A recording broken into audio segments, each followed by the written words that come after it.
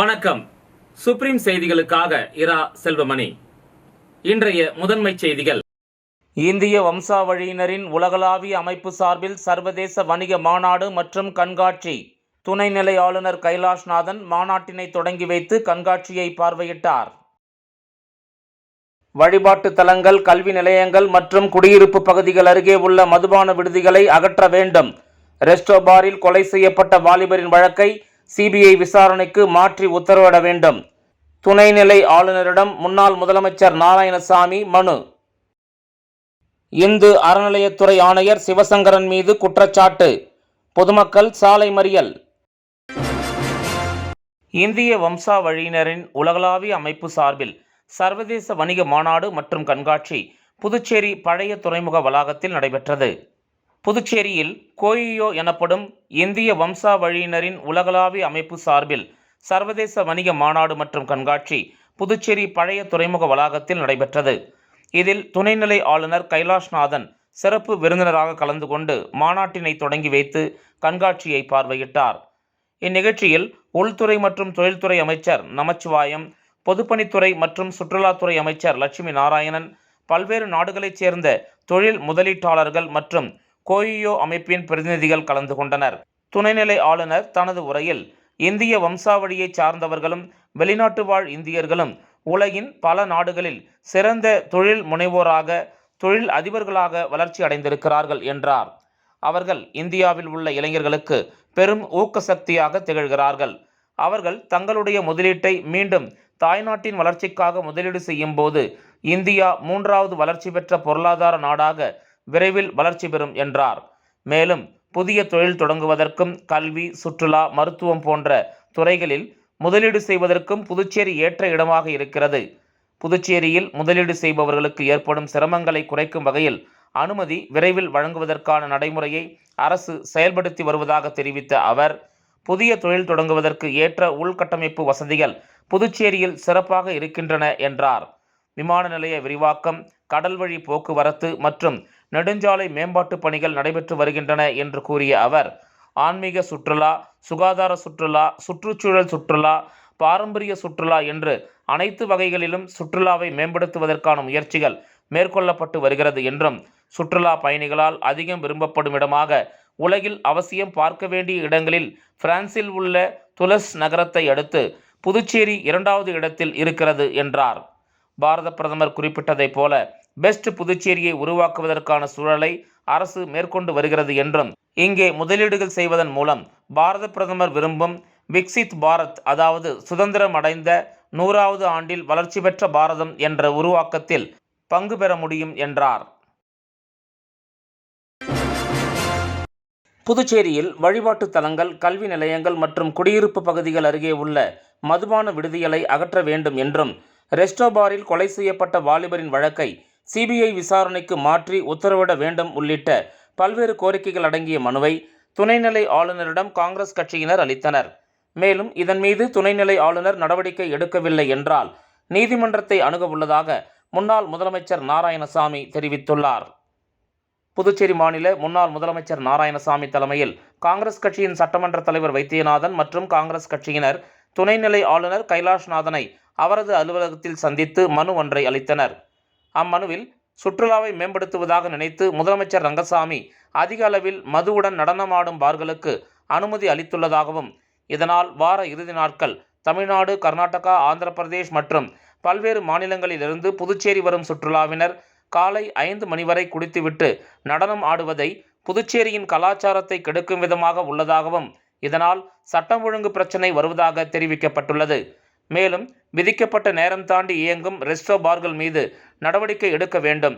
வழிபாட்டு தலங்கள், கல்வி நிறுவனங்கள் மற்றும் குடியிருப்பு பகுதிகள் அருகே உள்ள ரெஸ்டோ பார்களை உடனடியாக அகற்ற நடவடிக்கை மேற்கொள்ள வேண்டும். அதேபோல் கடந்த சில தினங்களுக்கு முன்பு ரெஸ்டோ பாரில் கொலை செய்யப்பட்ட வாலிபரின் கொலை வழக்கில் புதுச்சேரி போலீசாரின் விசாரணை மீது நம்பிக்கை இல்லாததால் அவ்வழக்கை சிபிஐக்கு மாற்றிவிட வேண்டும் உள்ளிட்ட கோரிக்கைகள் அடங்கிய மனுவை துணைநிலை ஆளுநரிடம் வழங்கியுள்ளதாகவும், தொடர்ந்து துணைநிலை ஆளுநரை சந்தித்த பின்னர் செய்தியாளர்களிடம் பேசிய முன்னாள் முதலமைச்சர் நாராயணசாமி, இந்த விவகாரத்தில் துணைநிலை ஆளுநர் பாரபட்சமில்லாமல் நடுநிலையாக செயல்படுவார் என தான் நம்புவதாகவும், அப்படி அவர் நடவடிக்கை எடுக்காவிட்டால் நாங்கள் நீதிமன்றம் செல்வோம் என்றும் முன்னாள் முதலமைச்சர் நாராயணசாமி தெரிவித்தார். இதுல இந்த கொடுக்கப்பட்ட இந்த ரெஸ்டோ பப்புகள் எல்லாம் விதிமுறைகளை மீறி செயல்பட்டு வருகிறார்கள். அன்றைய தினம் அந்த சண்முக பிரியனும் ஷஜனும் தாக்கப்பட்ட சமயத்துல 13 ரெஸ்டோ பார்கள் சீல் வைக்கப்பட்டன, மூடி வைக்கப்பட்டது, விதிமுறைகளை மீறினார்கள் என்று. மறுநாளே அதை திறந்து விட்டார்கள். காங்கிரஸ் கட்சியின் சார்பில் நாங்கள் போராட்டம் நடத்தினோம். இந்த காவல்துறையானது கையூட்டு பெற்றுக்கொண்டு வேடிக்கை பார்த்து கொண்டிருக்கிறது. இந்த குறிப்பா முதலமைச்சர் ரங்கசாமி அவர்கள் துறையில இது நடைபெறுகிறது. ஆனால் எங்களை பொறுத்தவரையில சிபிஐ விசாரணை வைத்தால்தான் உண்மை வெளிப்படும். அந்த பெண் யார்? இன்னொரு கேள்வி வருகிறது. இந்த ரெஸ்டோ பார் நடத்துகிற 2 உரிமையாளர்கள், ஒருவர் மீது வழக்கு போட்டிருக்கிறார்கள், இன்னொரு மீது ஏன் வழக்கு போடவில்லை? இது சிபிஐ விசாரணை வைத்தால்தான் உண்மை வெளியே வரும். அது மட்டுமல்ல, உடனடியாக துணைநிலை ஆளுநரை நாங்கள் சந்தித்து 2 கோரிக்கைகளை முன்வைத்தோம். ஒன்று, புதுச்சேரி காவல்துறை மீது எங்களுக்கு நம்பிக்கை இல்லை. ஆகவே இந்த வழக்கை நீங்கள் அந்த OMG ரெஸ்டோ பார் நடந்த வழக்கை சிபிஐக்கு மாற்ற வேண்டும்.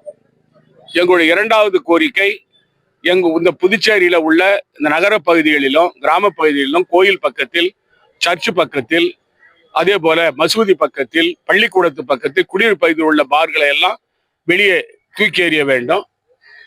புதுச்சேரியில நகர பகுதியில மட்டும் மொத்தம் புதுச்சேரி மாநிலத்தை 290 ரெஸ்டோ பப், அதுல 150 மட்டும் புதுச்சேரியில இருக்கு. 100 நகர பகுதியில் இருக்கு. புதுச்சேரி நகர பகுதியில் இருந்து 100க்கும் மேற்பட்ட இருக்கின்றன. இவைகளை எல்லாம் மூடணும். இல்லை என்றால் நாங்கள் நீதிமன்றம் செல்வோம் என்று துணைநிலை ஆளுநர் சொல்லிவிட்டு வந்திருக்கிறோம். இந்து அறநிலையத்துறை ஆணையர் சிவசங்கரன் மீது குற்றச்சாட்டு, பொதுமக்கள் சாலை மறியல். இதுகுறித்து கோயில் நிர்வாகத்தார், பக்தர்கள் மற்றும் பொதுமக்கள் கூறுகையில், இந்து அறநிலையத்துறை ஆணையர் சிவசங்கரன் மீது பல்வேறு கோயில் பஞ்சாயத்தார்கள், சட்டமன்ற உறுப்பினர்கள், அரசு அதிகாரிகள் உள்ளிட்டோர் நிறைய குறை சொல்கிறார்கள் என்றும், ஏனென்றால் அவர் பணியை சிறப்பாக செய்வதில்லை என்றும் குற்றஞ்சாட்டப்படுகிறது. இந்து அறநிலைத்துறைக்கே தகுதியில்லாத நபராக இருப்பதாக எல்லோரின் பொது கருத்தாக இருப்பதாகவும் அவர்கள் தெரிவித்தனர். மேலும் கோர்ட் உத்தரவை கூட மதிக்காத ஒரு அதிகாரியாக செயல்படுகிறார் என்றும், முதலமைச்சர் ரங்கசாமி துறையின் கீழ் இருப்பதால் முதலமைச்சர் பெயரை சொல்லிக் கொண்டு எல்லா தவறுகளையும் செய்வதாகவும், எந்தவித நல்ல காரியங்களிலும் ஈடுபடுவதில்லை என்றும் கூறப்படுகிறது.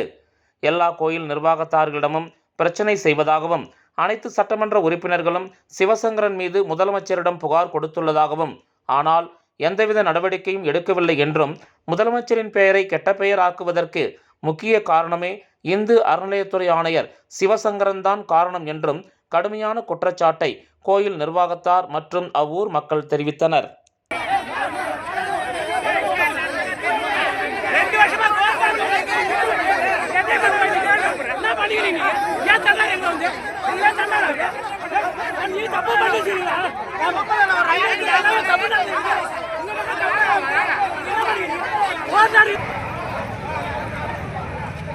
அதை ஏலம் விட்டு அந்த காசு எடுத்து அவங்க முருகன் கட்டினாங்க, முருகன் கோயில போய் கட்டினாங்க. இப்ப அந்த செங்கரமன் கோயிலை எடுத்து அவங்க கோயிலை கட்டி அவங்க இப்ப கும்பாசம் பண்ண போறாங்க. அந்த கோயில் அந்த கோயில் அரங்காலத்துல இருக்குது. அந்த அரங்காலத்துல அந்த கோயில அது அரங்காலத்துல தான் அது கும்பாசம் பண்ணணும். இல்லையா எங்களோட பங்கு இருக்கணும். இருந்தாலும் கும்பாசம் நாங்க பண்ணணும். இப்ப நாங்க அதை முன்னிட்டு நாங்க சாலை மேல் பண்ணிருக்கோம். கலெக்டர் தாசில்தார் வரணுங்க இது 2023 ஹைகோர்ட்ல நாங்க கேஸ் போட்டிருக்கோம். கேஸ் போட்டு 2023 கேஸ் உத்தரவு வந்துடுச்சு. அந்த ஹைகோர்ட் உத்தரவு அங்க உள்ள இடத்தெல்லாம் எல்லாத்தையும் அப்புறப்படுத்தினாங்க. இது வரைக்கும் கலெக்டரும் தாசில்தாரும் அந்த இடத்த போய் இதுவரை கையகப்படுத்தல. அவங்க என்ன பண்றாங்க, கையகப்படுத்தாம அவங்க தனியார் நபருக்கு கொடுத்து குறைஞ்ச விலை கொடுத்து அவங்க காசு வாங்கிக்கணும். அந்த இடத்த அவங்க எல்லாமே கைப்பற்றிக்கிறாங்க. அந்த இடத்த எங்கெங்க இடம் இருக்குதோ அந்த கோயில் சொத்து அதை எல்லாத்தையும் வந்தாதான் சாலை மேல கை விடுவோம். அந்த இடத்த உள்ள ஆக்கிரமிப்பு பண்ண இடத்த உள்ள அதுக்குள்ள அகட்டி அதெல்லாம் அரங்காலத்துக்கு வரணும். வில்லியனூரில் 58 பயனாளிகளுக்கு கல்வீடு கட்ட தவணை தொகைக்கான ஆணையை எதிர்க்கட்சித் தலைவர் சிவா வழங்கினார். புதுச்சேரி அரசு குடிசை மாற்று வாரியம் மூலம் பெருந்தலைவர் காமராஜர் கல்வீடு கட்டும் திட்டம் தவணைத் தொகை பெற்று வீடு கட்டியவர்களில் 58 பயனாளிகள் 2 மற்றும் 3ஆம் தவணைத் தொகை பெற தகுதி உடையவர்கள் என அரசால் நியமிக்க கமிட்டி உறுப்பினர்கள் மூலம் தேர்வு செய்யப்பட்டு அவர்களுக்கு விடுபட்ட 2 மற்றும் 3ஆம் தவணைத் தொகை ரூபாய் 17 லட்சத்திற்கான அரசாணை வழங்கும் நிகழ்ச்சி வெள்ளியனூர் சட்டமன்ற உறுப்பினர் அலுவலகத்தில் நடைபெற்றது. இந்த நிகழ்ச்சியில் தொகுதி சட்டமன்ற உறுப்பினரும் எதிர்க்கட்சித் தலைவருமான சிவா கலந்து கொண்டு 58 பயனாளிகளுக்கு கல்வீடு கட்டுவதற்கான அரசாணை மற்றும் தவணை தொகைக்கான அடையாள அட்டையை வழங்கினார். இதில் குடிசை மாற்று வாரிய இளநிலை பொறியாளர் அனில்குமார், கள ஆய்வாளர் இளங்கோவன், தொகுதி செயலாளர் மணிகண்டன், பொதுக்குழு உறுப்பினர்கள் ராமசாமி, செல்வநாதன், தர்மராஜ், வர்த்தக அணி அமைப்பாளர் ரமணன், விவசாய அணி அமைப்பாளர் குலசேகரன், தோமுசா தலைவர் அங்காளன், வர்த்தக அணி துணை அமைப்பாளர் சரவணன், ஏழுமலை, கிளைக்கழக நிர்வாகிகள் மிலிட்ரி முருகன், சபரிநாதன், ராஜீவ் ஆகியோர் கலந்து கொண்டனர்.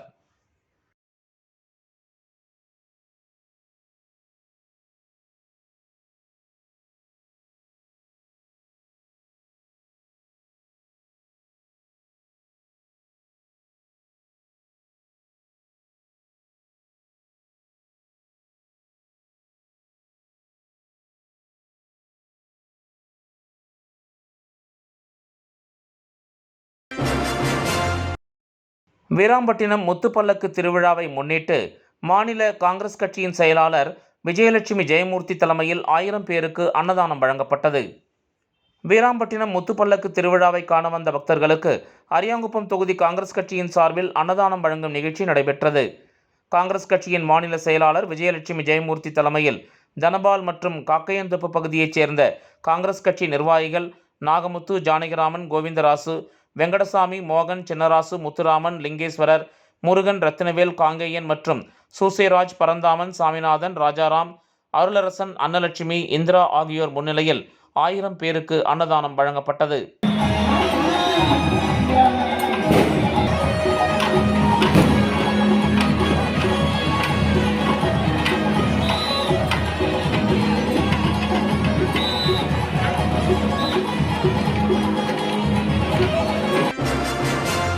வேளாங்கண்ணிக்கு பாத யாத்திரையாக செல்லும் 1000க்கும் மேற்பட்ட பக்தர்களுக்கு ஜெரோம் கவிதா குடும்பத்தினர் அன்னதானம் வழங்கினர். ஆண்டுதோறும் வேளாங்கண்ணி பாத யாத்திரை செல்லும் பக்தர்களுக்கு ஜெரோம் கவிதா குடும்பத்தினர் சுமார் 1000க்கும் மேற்பட்டவர்களுக்கு அன்னதானம் வழங்கி வருகின்றனர். அதன் தொடக்கமாக தூய இருதய ஆண்டவர் ஆலய வளாகத்தில் உள்ள இந்த ஆண்டும் 1000க்கும் மேற்பட்டவர்களுக்கு அறுசுவை உணவு வழங்கப்பட்டது. இதில் சிறப்பு விருந்தினராக அரசு கொறடா ஏகேடி ஆறுமுகம் கலந்து கொண்டு தொடங்கி வைத்தார். மேலும் இந்த நிகழ்ச்சிக்கான ஏற்பாடுகளை ஜெரோம் கவிதா குடும்பத்தினர் மற்றும் அவரது நண்பர்கள் செய்திருந்தனர். மேலும் அப்பகுதியில் பக்தி இசை நிகழ்ச்சிகளும் நடைபெற்றது.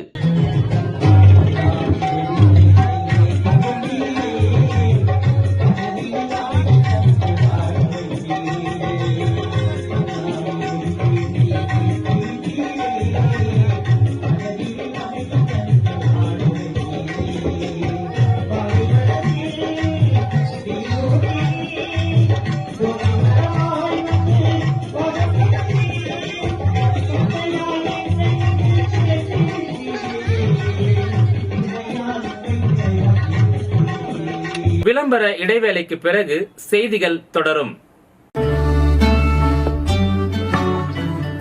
புது உலகம், புது வாழ்க்கை, அதை ஒரு இளவரசியைப் போல கடந்து செல்லணும். அதுக்கு நம்மளை அலங்கரிக்க முகல் காலகட்டத்தின் கலாச்சாரத்தை தழுவி அற்புதமான தங்க நகைகளை மெஹஃபில் கலெக்ஷனாக உருவாக்கி தருது ஜோசா லூகாஸ். மெஹஃபில், இனி மனங்களை வெல்லலாம். Mehfil, classical Mughal design jewelry from Josa Lucas. புது உலகம், புது வாழ்க்கை, அதை ஒரு இளவரசியைப் போல கடந்து செல்லணும். அதுக்கு நம்மளை அலங்கரிக்க முகல் காலகட்டத்தின் கலாச்சாரத்தை தழுவி அற்புதமான தங்க நகைகளை மெஹஃபில் கலெக்ஷனாக உருவாக்கி தருது ஜோசா லூகாஸ். மெஹஃபில், இனி மனங்களை வெல்லலாம். Mehfil, classical Mughal design jewelry from Josa. Bahour தொகுதி பயனாளிக்கு நிவாரண உதவித் தொகையை முதலமைச்சர் ரங்கசாமி வழங்கினார். புதுச்சேரி பாகூர் கொம்யூன் குருவிநத்தம் தெற்கு வீதியைச் சேர்ந்த ராஜதுரை என்பவர் கடந்த மார்ச் மாதம் மின்சாரம் சார்ந்த பணி செய்து கொண்டிருந்த போது எதிர்பாராத விதமாக மின்சாரம் தாக்கி உயிரிழந்தார். இதனைத் தொடர்ந்து உயிரிழந்த ராஜதுரை அவர்களது மனைவி திருமதி சாந்தி பிரியா அவர்கள் தான் தனது 4 வயது மகளுடன் வருமானமின்றி ஏழ்மையில் உள்ளதால் தனக்கு நிவாரண உதவி வழங்குமாறு முதலமைச்சர் அவர்களுக்கு கோரிக்கை விடுத்ததன் பேரில் முதலமைச்சரின் நிவாரண நிதியிலிருந்து ரூபாய் 2 லட்சத்திற்கான காசோலையை முதலமைச்சர் ரங்கசாமி அவர்கள் வழங்கினார். இந்த நிகழ்ச்சியின் போது சட்டப்பேரவை துணைத் தலைவர் ராஜவேலு, சட்டமன்ற உறுப்பினர் செந்தில்குமார் ஆகியோர் உடனிருந்தனர். காக்காயந்தோப்பு பகுதியில் பாஜக சார்பில் பொதுமக்களுக்கு பாதாம் பால் வழங்கப்பட்டது. வீராம்பட்டினம் ஸ்ரீ செங்கழ் நீரம்மன் ஆலய முத்துப்பல்லக்கு திருவிழாவை காண வந்த பக்தர்களுக்கு அரியாங்குப்பம் பழைய கடலூர் சாலை, வீராம்பட்டினம் ஆர்ச் முதல் வீராம்பட்டினம் சாலை, வீராம்பட்டினம் விநாயகர் கோயில் வரை வழிநெடுகிலும் பல்வேறு அரசியல் கட்சியினர், சமூக ஆர்வலர்கள், தொண்டு நிறுவனத்தினர் அன்னதானம் மற்றும் பாதாம் பால் வழங்கினர். அதன் ஒரு பகுதியாக காக்கையந்தோப்பு பகுதியில் மணவெளி தொகுதி பாஜக சார்பில் பொதுமக்களுக்கு பாதாம் பால் வழங்கும் நிகழ்ச்சி நடைபெற்றது. கணபதி சங்கீதா ஏற்பாட்டில் நடைபெற்ற இந்த நிகழ்ச்சியில் சட்டமன்ற உறுப்பினர் பாஸ்கர் என்கிற தட்சிணாமூர்த்தி கலந்து கொண்டு பொதுமக்களுக்கு பாதாம் பால் வழங்கும் நிகழ்ச்சியை தொடங்கி வைத்தார். மேலும் இந்த நிகழ்ச்சியில் முன்னாள் அறங்காவல் குழு தலைவர் காமராஜ், செழியன், சசி நரசிம்மன், ஆதிமூலம், அருள்ராஜ், பாண்டியன், பச்சையப்பன், செந்தில், முருகன், வேலு உள்ளிட்ட பலர் கலந்து கொண்டு பொதுமக்களுக்கு பாதாம் பால் வழங்கினர். தொண்டமானத்தம் அன்சாரி துரைசாமி அரசு மேல்நிலைப்பள்ளி சமூக அறிவியல் பாடத்தின் ஆசிரியர் அமர்த்தப்படாததை கண்டித்து பெற்றோர் ஆசிரியர் சங்கத்தின் சார்பில் சாலை மறியல் போராட்டம் நடைபெற்றது. புதுச்சேரி மாநிலம் தொண்டமானத்தம் அன்சாரி துரைசாமி அரசு மேல்நிலைப்பள்ளி சமூக அறிவியல் பாடத்தின் ஆசிரியர் இந்த ஆண்டு பள்ளி துவங்கிய நாள் முதல் இன்று வரை பணிக்கு அமர்த்தப்படவில்லை. இந்த நிலையில் பெற்றோர் ஆசிரியர் சங்கத்தின் மூலமாக அத்தனை பெற்றோர்களிடமும் கையொப்பமிட்டு புதுச்சேரி கல்வித்துறையில் கடந்த 1 மாதத்திற்கு முன்பு மனு கொடுக்கப்பட்டது மற்றும் தொகுதி சட்டமன்ற உறுப்பினருக்கும் தகவல் தெரிவிக்கப்பட்டது. இருப்பினும் ஆசிரியர்களை நியமிக்காததால் மாணவர்களும் மாணவர்களின் பெற்றோர்களும் இன்று ஒன்று சேர்ந்து தொண்டமானத்தம் தேர்நிறுத்தம் அருகே சாலை மறியலில் ஈடுபட்டனர். இதனைத் தொடர்ந்து கல்வித்துறை அதிகாரிகள் மற்றும் தொகுதி சட்டமன்ற உறுப்பினர் சாய்ஜே சரவணன்குமார் பேச்சுவார்த்தையின்படி நாளை மறுநாள் திங்கட்கிழமை ஆசிரியர்களை நியமனம் செய்வதாக வாக்குறுதி அளித்தனர். அதன் பின்னர் மாணவர்களும் மற்றும் பெற்றோர்களும் கலைந்து சென்றனர். இந்த மறியல் போராட்டத்தின் காரணமாக சுமார் அரை மணி நேரம் போக்குவரத்து பாதிக்கப்பட்டது.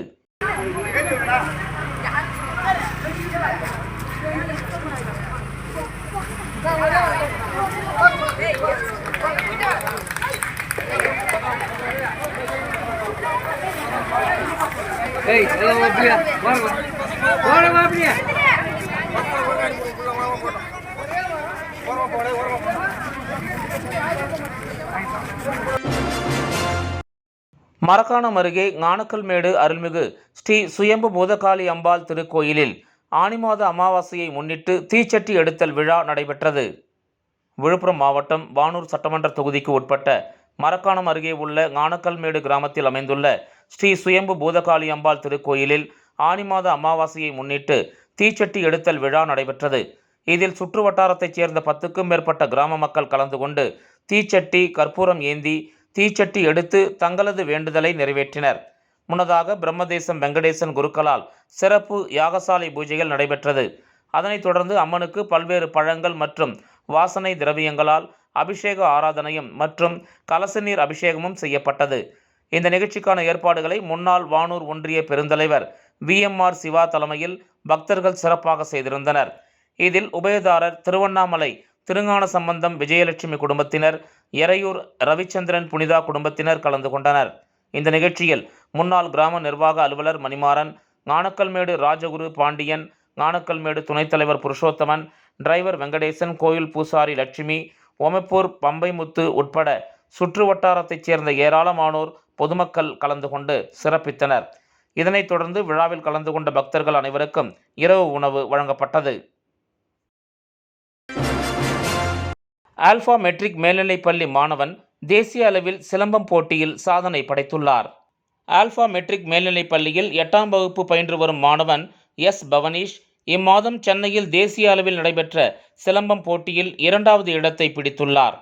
அவர் கடந்த 2 வருடங்களாக தமிழர் பாரம்பரிய வீர விளையாட்டு பயிற்சி மையத்தில் பயின்று வருகிறார்.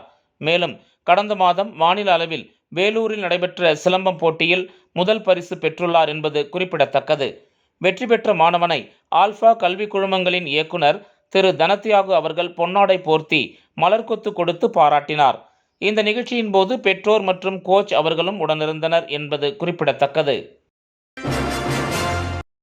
கலாம் வாகன ஓட்டுநர் முன்னேற்ற தொழிலாளர் சங்கம் சார்பாக உழவர்கரை தொகுதி சமூக சேவகரும் சங்கத்தின் சட்ட ஆலோசகருமான சசிபாலனின் பிறந்தநாள் விழா வெகு சிறப்பாக கொண்டாடப்பட்டது. புதுச்சேரி மாநிலம் உழவர்கரை தொகுதி சமூக சேவகர் வழக்கறிஞர் சசிபாலனின் பிறந்தநாள் விழா கலாம் வாகன ஓட்டுநர்கள் முன்னேற்ற தொழிலாளர் சங்கம் சார்பில் கேக் வெட்டி கொண்டாடப்பட்டது. இந்த நிகழ்ச்சியில் சங்கத்தின் நிறுவன தலைவர் விநாயகமூர்த்தி, புதுவை மாநில தலைவர் சரவணன், சங்கத்தின் செயலாளர் பாலசுப்பிரமணியம், துணை பொருளாளர் மணிகண்டன், துணைத் தலைவர் வீரமுத்து தேவநாதன், துணை செயலாளர் பாபு, இணைச் செயலாளர் நாகஜெயம், டிங்கரிங் பிரிவு தலைவர் கணேசன், புதுவை மினி லாரி சங்க தலைவர் சத்யராஜ், தொகுதி பொறுப்பாளர் பாலு, ஒருங்கிணைப்பாளர் ஜீவகன், அறிவழகன், அருள்மணி, அசோக், சுரேஷ், செல்வம் உட்பட திரளானோர் கலந்து கொண்டு பொன்னாடை அணிவித்து பூச்செண்டு கொடுத்து ஆளுயர மாலை அணிவித்து பிறந்தநாள் வாழ்த்துக்களை தெரிவித்தனர்.